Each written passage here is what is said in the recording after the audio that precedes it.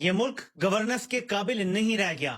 جب اوپر بیٹھا فیلڈ مارشل کرپٹ ہوگا, وہ اپنے ساتھ کرپٹ لوگوں کو بٹھائے گا. کیونکہ پاکستان کا سیٹ اپ سمجھیں, آرمی چیف حکومت بناتا ہے, حکومت سے پھر ایکسٹینشن لیتا ہے, ٹھیک ہے, اور پھر اینڈ میں جب اس کا دور ختم ہوتا ہے اور ادارے کے اندر سے بھی سپورٹ ختم ہوتی ہے, تو پھر ادارہ اور جو بھی حکومت وہاں بیٹھی تھی وہ مل کے نیا آرمی چیف لگاتے ہیں اور پھر آرمی چیف نئی حکومت بناتا ہے. تو بیسیکلی اوپر آرمی چیف ہی بیٹھا ہوتا ہے نظام کے.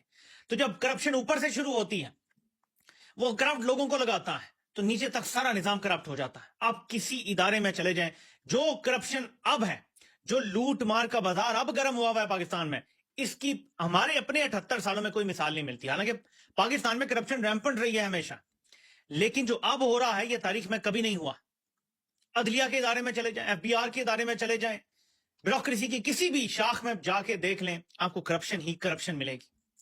نہ سیاستدان پیچھے, نہ بیوروکریٹ پیچھے, نہ جرنیل پیچھے, کوئی بھی پیچھے نہیں رہ گیا. تو یہ انگورنبل ہو گیا ہے یہ ملک, کیونکہ اس کا پورا نظام خراب کر دیا گیا ہے. مسئلہ کیا ہے اب میں آگے آپ کو بتاتا ہوں کہ معاہدے کیوں نہیں پورے ہوتے اور خرابی کہاں ہے.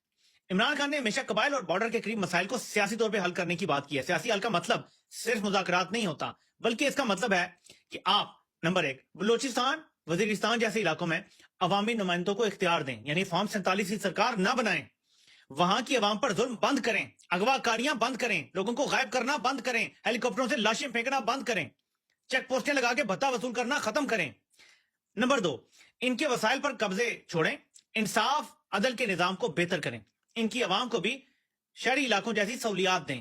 نمبر 3, اس کے بعد افغانستان سے تعلقات بہتر کریں, بارڈر پر سیکیورٹی جس پر اربوں خرچ ہوتے ہیں اس کو بہتر بنائیں. کیوں؟ بارڈر سے دہشت گرد داخل ہوتے ہیں. نمبر 4, اس کے بعد سنجیدگی سے مذاکرات ان سے کریں جو کرنا چاہتے ہیں. اس کے ساتھ ساتھ انٹیلیجنس بیسڈ آپریشنز بھی جاری رکھیں, یعنی ٹارگیٹ آپریشن ہو صرف جس سے لوگ در بدر نہ ہوں. نمبر 5, اپنے لوگوں پر ڈرون اور میزائل نہ ماریں. اگر کوئی معصوم آپ کے کسی حملے سے مارا گیا ہے, اس کو دہشت گرد قرار نہ دیں, جھوٹ نہ بولیں, بلکہ جا کے معافی مانگیں اور ان کو جتنا خون بہا دے سکتے ہیں وہ دیں اور انہیں منانے کی کوشش کریں. یہ نہیں کہ آپ سے غلطی سے کوئی بندہ مار گیا تو آپ جا کے کہتے ہیں جی اس کے رشتہ داروں کو کہ اس کو ڈکلیئر کرو یہ دہشت گرد تھا, ڈکلیئر کرو یہ بیگ, کہتا ہوں کہ یہ کام آپ کر رہے ہیں. تو یہ ہے دہشت گردی کے مسئلے کا 5 نکاتی حل. اگر فوج یہ کرنے کے لیے تیار ہے تو میں آپ کو یقین دلاتا ہوں کہ دہشت گردی ختم ہو جائے گی پاکستان سے. عوامی نمائندے حکومت سنبھالیں, عوام کو ان کا حق دیں, سارے رائٹس دیں, ان کو پتا ہوا عدالتوں میں انصاف ملے گا, کوئی انہیں اغوا نہیں کرے گا, غائب نہیں کرے گا. جو لوکل جتنے بھی وسائل ہیں وہ عوام پر خرچ ہوں گے, آپ اونے پونے امریکہ کو نہیں بیچیں گے, جو یہاں سے کمپنیاں سیدھا باہر لے جائیں گی.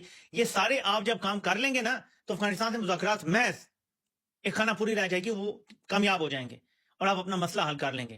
اپنے مسائل کی وجہ کبھی ہم افغانستان کو ٹھنائیں, کبھی بھارت کو ٹھنائیں, کبھی کسی کو خارجی کہیں, تو یہ مذہب کارڈ بھی اب چلنے والا نہیں ہے, کیونکہ برائی کی جڑ آپ ہے. آج سے پہلے جتنے بھی معاہدے ہوئے یا بات چیت ہوئی, اس کے ناکام ہونے کی یہی 5 نکات ہیں. اگر آپ یہ سارے کام کر لیتے اسٹیپ وائز, اگر سویلین حکومت کو مان لیتے, فوج پیچھے ہٹ جاتی, بیرکوں میں چلی جاتی, بارڈر سنبھالتی, لوگوں کو ان کے حقوق دیتی, لوگوں کو انصاف ملنے دیتی, عدالتیں آزاد کر دیتی. یہ موٹی موٹی چیزیں ہیں, ہر بندے کو سمجھ آ رہی ہیں, لیکن فوج کو پتا ہے, جان کے ہونے نہیں دیتے.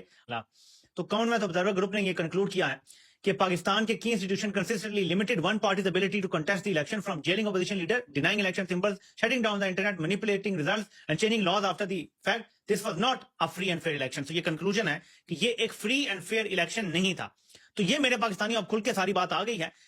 دیکھیں, دولت مشترکہ کی رپورٹ آ گئی ہے, لیک ہوئی ہے چلیں, لیکن اس سے پتہ چل گیا ہے کہ انہوں نے ایکچولی رپورٹنگ ٹھیک کی تھی, بس انہیں رپورٹ جاری نہیں کرنے دی گئی. کیوں؟ دولت مشترکہ کا آپ کو پتا ہے کہ ہیڈ برطانیہ ہے. برطانیہ, امریکہ, یورپ پوری طرح سے اس رجیم کی سپورٹ کر رہے ہیں, لیکن کیا یہ سپورٹ جاری رکھ سکیں گے؟ یہاں پہ میں اپنا آرگیومنٹ دینا چاہتا ہوں تھوڑا سا, پھر ختم کرتے ہیں ویڈیو کو.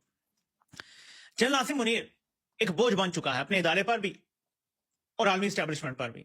یہ بات ذہن میں رکھیں کہ عالمی اسٹیبلشمنٹ جو کام کروانا چاہتی ہے وہ جنرل عاصم منیر کے لیے کرنا بہت مشکل ہے. ڈنڈے کے زور پہ کچھ کام ہو سکتے ہیں, لیکن وہ پائیدار نہیں ہوتے.